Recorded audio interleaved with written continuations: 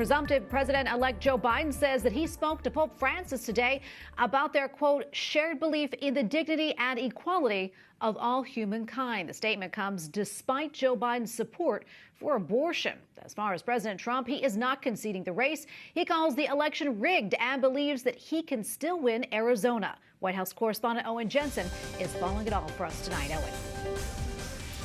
Many world leaders have called presumptive President-elect Joe Biden to congratulate him, and today the former vice president spoke directly to Pope Francis.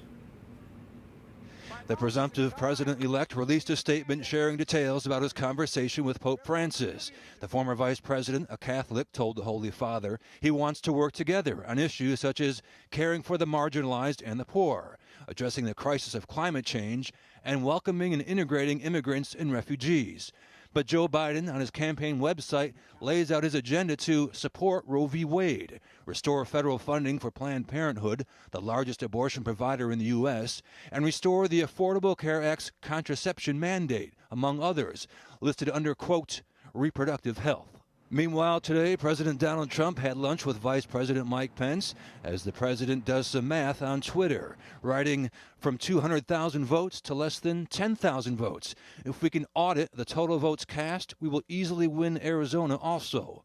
As for a recount in Arizona, there's simply no provision in state statute that allows for a recount for a margin that falls outside of the trigger of 200 votes. And we're certainly not going to hit that in this election. But in Georgia, preparing for a massive hand recount. But I mean, we're being compelled to do it, so we're going to have to execute it and do it as quickly and efficiently as possible.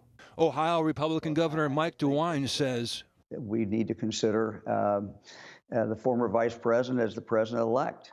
Joe Biden is the president-elect. As for the president's legal fight, our courts are the best place, frankly, to adjudicate facts. Republican Senator James Lankford says he'll intervene if Joe Biden does not start getting intelligence briefings by Friday. The Trump administration has not yet authorized the presumptive president-elect to see the secret reports.